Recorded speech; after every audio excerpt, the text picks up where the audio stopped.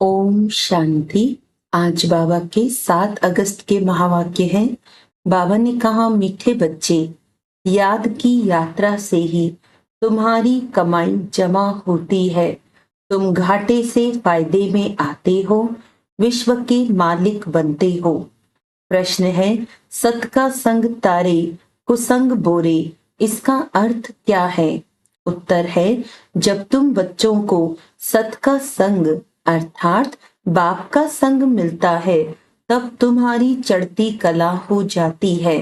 रावण का संग कुसंग है, उसके संग से तुम नीचे गिरते हो, अर्थात रावण तुम्हें डुबोता है, बाप पार ले जाता है। बाप की भी कमाल है, जो सेकंड में ऐसा संग देते जिससे तुम्हारी गति सदगति हो जाती है। इसीलिए उसे जादूगर भी कहा जाता है। ओम शांति। बच्चे याद में बैठे थे, इसको कहा जाता है याद की यात्रा। बाप कहते हैं, योग अक्षर काम में न लाओ, बाप को याद करो। वह है आत्माओं का बाप, परम पिता, पतित पावन। उस पतित पावन को ही याद करना है। बाप कहते हैं, देह के सब संबंध छोड़ एक बाप को याद करो।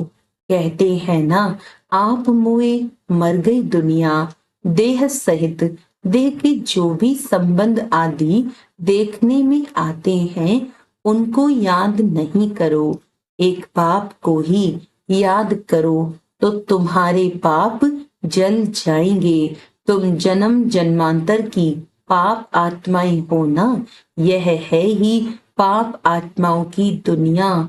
सतयुग है पुण्य आत्माओं की दुनिया। अब पाप सब कटकर पुण्य कैसे जमा हो? बाप की याद से ही जमा होंगे।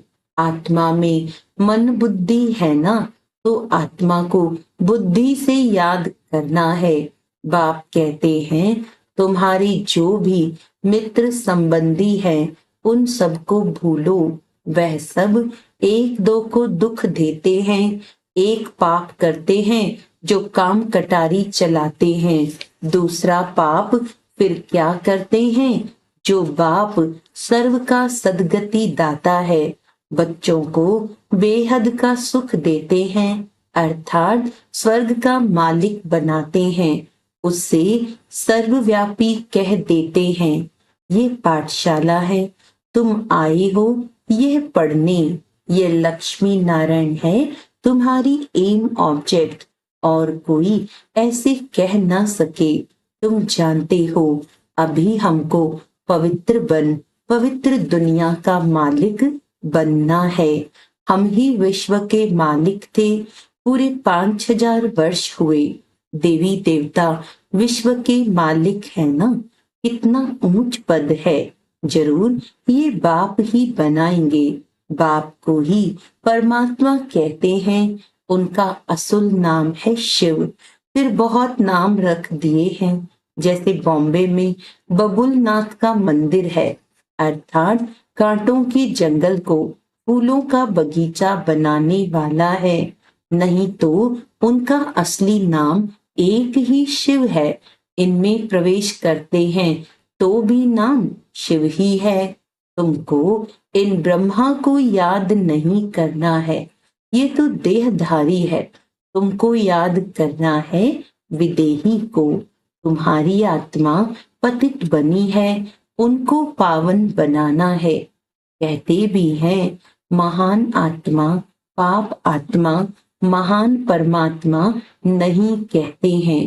अपने को परमात्मा व ईश्वर भी कोई कह ना सके। कहते भी हैं महात्मा, पवित्र आत्मा। सन्यासी सन्यास करते हैं, इसीलिए पवित्र आत्मा है। बाप ने समझाया है, वह भी सभी पुनर्जन्म लेते हैं। देहधारियों को पुनर्जन्म जरूर लेना पड़ता है। विकार से जन्म ले, फिर जब बड़े बालिग बन जाते हैं तो सन्यास कर लेते हैं। देवताएं तो ऐसे नहीं करते, वह तो एवर पवित्र है। बाप अभी तुमको आसुरी से दैवी बनाते हैं। दैवी गुण धारण करने से दैवी संप्रदाय बनेंगे। दैवी संप्रदाय रहते हैं सतयुग में, आसुरी संप्रदाय रहते हैं कलयुग में। अभी है संगम युग, अब तुमको बाप मिला है। कहते हैं अब तुमको फिर दैवी संप्रदाय बनना है जरूर। तुम यहाँ आए ही हो दैवी संप्रदाय बनने। दैवी संप्रदाय वालों को अथाह सुख है। इस दुनिया को कहा जाता है हिंसक, देवताएं हैं अहिंसक। बाप कहते हैं मीठे मीठे रूहानी बच्चों, बाप को याद करो। तुम्हारे जो गुरु लोग हैं वह भी सब देहधारी हैं। अभी तुम आत्माओं को परमात्मा बाप को याद करना है। सुख तब मिलेगा जब तुम पुण्य आत्मा बनेंगे। 84 जन्मों के बाद ही तुम पाप आत्मा बन जाते हो। अभी तुम पुण्य जमा करते हो, योग बल से पापों को खत्म करते हो। इस याद की यात्रा से ही तुम विश्व के मालिक बनते हो। तुम विश्व के मालिक थे तो सही ना, वह फिर कहाँ गए यह भी बाप ही बताते हैं। तुमने 84 जन्म लिए, सूर्यवंशी चंद्रवंशी बने। कहते भी हैं भक्ति का फल भगवान देते हैं। भगवान कोई देहधारी को नहीं कहा जाता है, वह है ही निराकार शिव। उनकी शिवरात्रि मनाते हैं तो जरूर आते हैं ना, परंतु कहते मैं तुम्हारे सदृश जन्म नहीं लेता हूँ। मुझे शरीर का लोन लेना पड़ता है। मुझे अपना शरीर नहीं है। अगर होता तो उनका नाम होता। ब्रह्मा नाम तो इनका अपना है। इनसे इसने संन्यास किया तब नाम ब्रह्मा रखा है। तुम हो ब्रह्मा कुमार कुमारियां, नहीं तो ब्रह्मा कहाँ से आया। ब्रह्मा है शिव का बेटा। शिव बाबा अपने बच्चे ब्रह्मा में प्रवेश कर तुमको ज्ञान देते हैं। ब्रह्मा विष्णु शंकर भी इनके बच्चे हैं। निराकार बाप के सब बच्चे निराकार हैं। आत्माएं यहाँ आकर शरीर धारण कर पाठ बजाती हैं। बाप कहते हैं मैं आता ही हूँ पतितों को पावन बनाने। मैं इस शरीर का लोन लेता हूँ। शिव भगवानुवाच्य है ना, श्री कृष्ण को तो भगवान नहीं कह सकते। भगवान तो एक ही है। श्री कृष्ण की महिमा ही अलग है। पहला नंबर देवता हैं राधे कृष्ण, जो स्वयंवर के बाद फिर लक्ष्मी नारायण बनते हैं, परंतु ये कोई जानते नहीं। राधे कृष्ण का किसको भी पता नहीं है, वह फिर कहाँ चले जाते हैं। राधे कृष्ण ही स्वयंवर के बाद फिर लक्ष्मी नारायण बनते हैं। दोनों अलग अलग महाराजाओं के बच्चे हैं।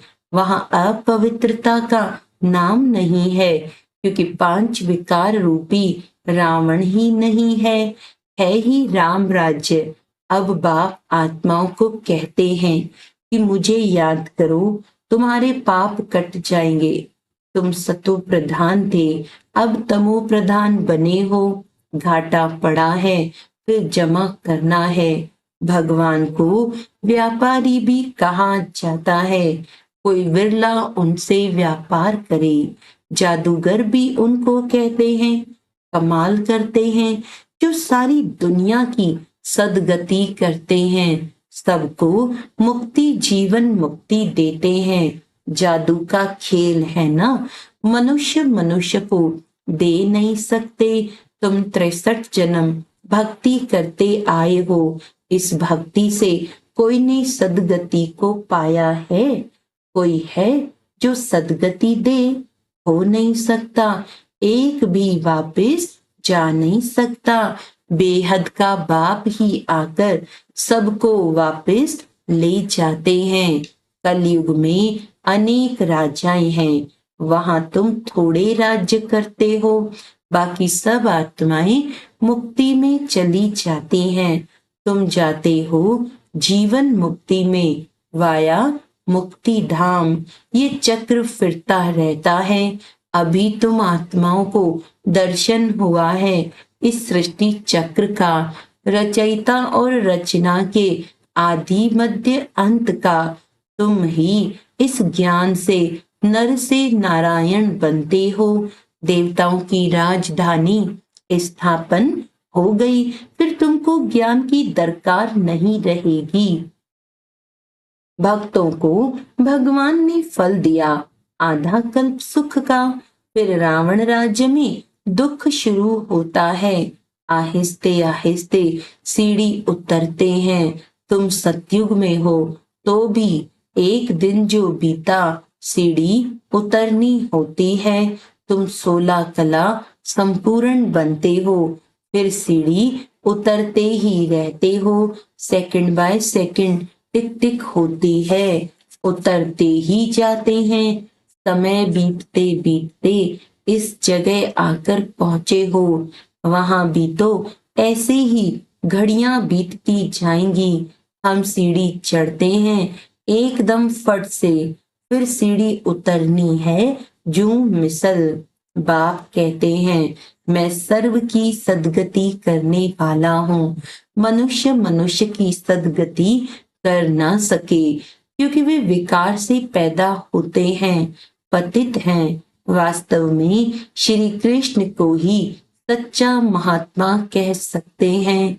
यह महात्मा लोग तो फिर भी विकार से जन्म ले फिर संन्यास करते हैं। वह तो है देवता, देवताएं तो सदैव पवित्र हैं, उनमें कोई विकार होता नहीं। उनको कहा ही जाता है निर्विकारी दुनिया, इनको कहा जाता है विकारी दुनिया। नो प्योरिटी, चलन कितनी खराब है। देवताओं की चलन तो बड़ी पवित्र, बड़ी अच्छी होती है। सब उनको नमस्ते करते हैं, कैरेक्टर्स उन्हों के अच्छे हैं। तब तो अपवित्र मनुष्य उन पवित्र देवताओं के आगे माथा टेकते हैं। अभी तो लड़ना झगड़ना क्या क्या लगा पड़ा है, बड़ा हंगामा है। अभी तो रहने की भी जगह नहीं। चाहते हैं मनुष्य कम हो, परंतु ये तो बाप का ही काम है। सतयुग में बहुत थोड़े मनुष्य होते हैं। इतने सब शरीरों की होलिका हो जाती है। बाकी सब आत्माएं चली जाती हैं अपने स्वीट होम। सजाए तो नंबरवार भोगते हैं जरूर, जो पूरा पुरुषार्थ कर विजय माला का दाना बनते हैं। वह सजाओं से छूट जाते हैं। माला एक की तो नहीं होती, जिसने उन्हों को ऐसा बनाया वह है फूल, फिर है मेरू। प्रवृत्ति मार्ग है ना तो जोड़ी की माला है, सिंगल की माला नहीं होती। सन्यासियों की माला होती नहीं, वह है निवृत्ति मार्ग वाले। वह प्रवृत्ति मार्ग वालों को ज्ञान दे न सके। पवित्र बनने के लिए उनका है हद का सन्यास, वह है हठ योगी। यह है राजयोग, राजाई प्राप्त करने के लिए बाप तुमको ये राजयोग सिखलाते हैं। बाप हर 5000 वर्ष बाद आते हैं। आधा कल्प तुम राजाई करते हो सुख में, फिर रावण राज्य में आहिस्ते आहिस्ते तुम दुखी हो जाते हो। इसको कहा जाता है सुख दुख का खेल। तुम पांडवों को जीत पहनाते हैं। अब तुम हो पंडे, घर जाने की यात्रा कराते हो। वह यात्राएं तो मनुष्य जन्म जन्मांतर करते आए हैं। अब तुम्हारी यात्रा है घर जाने की। बाप आकर सबको मुक्ति जीवन मुक्ति का रास्ता बताते हैं। तुम जीवन मुक्ति में बाकी सब मुक्ति में चले जाएंगे। हाहाकार के बाद फिर जय जयकार हो जाती है।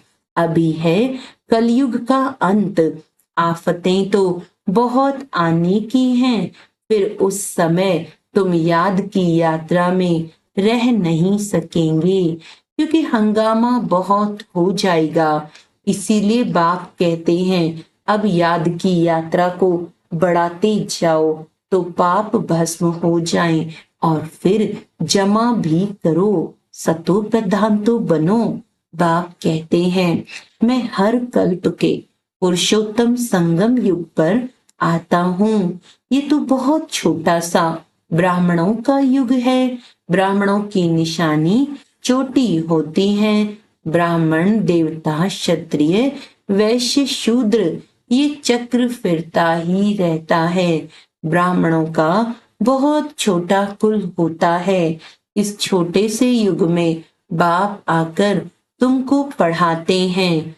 तुम बच्चे भी हो तो स्टूडेंट भी हो, फॉलोअर्स भी हो, एक के ही हैं। ऐसा कोई मनुष्य होता नहीं जो बाप भी हो, शिक्षा देने वाला टीचर भी हो, सृष्टि के आदि मध्य अंत का ज्ञान देता हो, फिर साथ में भी ले जाए।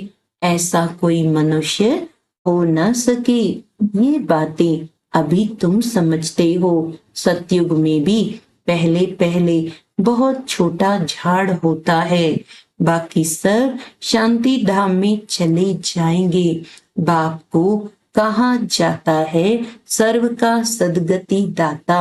बाप को बुलाते हैं हे पतित पावन बाबा आओ। दूसरी तरफ फिर कहते हैं परमात्मा कुत्ते, बिल्ली, पत्थर, ठिक्कर सब में है। बेहद के बाप का अपकार करते हैं। बाप जो विश्व का मालिक बनाते उनको डिफेम करते हैं। इसे ही कहा जाता है रावण का संग दोष, सत का संग तारे, कुसंग डुबोए। रावण राज्य शुरू होता है तो तुम गिरने लग पड़ते हो। बाप आकर के तुम्हारी चढ़ती कला करते हैं। बाप आकर मनुष्य से देवता बनाते हैं तो सर्व का भला हो जाता है। अभी तो सब यहाँ हैं, बाकी जो भी रहे हुए हैं वे आते रहते हैं। जब तक निराकारी दुनिया से सब आत्माएं आ जाएंगी तब तक तुम इम्तिहान में भी नंबरवार पास होते जाएंगे। इनको कहा जाता है रूहानी कॉलेज। रूहानी बाप रूहानी बच्चों को पढ़ाने आते हैं। रावण राज्य आया तो फिर शरीर छोड़ अपवित्र राजा बने और पवित्र देवताओं के आगे माथा टेकने लगे। आत्मा ही पतित अथवा पावन बनती है। आत्मा पतित तो शरीर भी पतित मिलता है। कच्चे सोने में खाद पड़ती है तो खाद का जेवर हो जाता है। अब आत्मा से खाद निकले कैसे? योग अग्नि चाहिए, उनसे तुम्हारे विकर्म विनाश हो जाएंगे। आत्मा में चांदी, तांबा, लोहा पड़ गया है। ये है खाद। आत्मा सच्चा सोना है, अब झूठी बन गई है। वह खाद निकले कैसे? यह है योग अग्नि। ज्ञान चिता पर बैठे हो, आगे थे काम चिता पर। बाप ज्ञान चिता पर बिठाते हैं। सिवाय ज्ञान सागर बाप के और कोई ज्ञान चिता पर बिठा न सके। मनुष्य भक्ति मार्ग में कितनी पूजा करते रहते हैं, लेकिन किसको जानते नहीं। अभी तुम सबको जान गए हो, तुम सब देवता बनते हो, तो फिर पूजा की बात ही खत्म हो जाती है। जब रावण राज्य शुरू होता है तब भक्ति शुरू होती है। अच्छा, मीठे मीठे सिकिलदे बच्चों प्रति माता पिता बाप दादा का याद प्यार और गुड मॉर्निंग रूहानी बाप की रूहानी बच्चों को नमस्ते। हम रूहानी बच्चों की रूहानी बाप दादा को याद प्यार गुड मॉर्निंग, नमस्ते नमस्ते नमस्ते जी। धारणा के लिए मुख्य सार है, सजाओं से मुक्त होने के लिए विजय माला का दाना बनने का पुरुषार्थ करना है। रूहानी पंडा बन सबको शांति धाम घर की यात्रा करानी है। याद की यात्रा को बढ़ाते बढ़ाते सब पापों से मुक्त हो जाना है। योग अग्नि से आत्मा को सच्चा सोना बनाना है, सतो प्रधान बनना है। वरदान है, हर घड़ी को अंतिम घड़ी समझ सदा एवर रेडी रहने वाले तीव्र पुरुषार्थी भव। अपनी अंतिम घड़ी का कोई भरोसा नहीं है, इसीलिए हर घड़ी को अंतिम घड़ी समझते हुए एवर रेडी रहो। एवर रेडी अर्थात तीव्र पुरुषार्थी। ऐसे नहीं सोचो कि अभी तो विनाश होने में कुछ टाइम लगेगा फिर तैयार हो जाएंगे। नहीं, हर घड़ी अंतिम घड़ी है, इसीलिए सदा निर्मोही, निर्विकल्प, निर्व्यर्थ, व्यर्थ भी नहीं, तब कहेंगे एवर रेडी। कोई भी कार्य करते हुए हों, लेकिन अपनी स्थिति सदा उपराम हो। जो होगा वो अच्छा होगा। स्लोगन है, अपने हाथ में लौ उठाना भी क्रोध का अंश है। अच्छा, आज का अव्यक्त इशारा है, अगर सदा ये स्मृति रहे कि इस तन का किसी भी समय विनाश हो सकता है, तो ये विनाश काल स्मृति में रहने से प्रीत बुद्धि स्वतः ही हो जाएंगी। जैसे विनाश काल आता है तो अज्ञानी भी बाप को याद करने का प्रयत्न जरूर करते हैं, लेकिन परिचय के बिना प्रीत जुट नहीं पाती।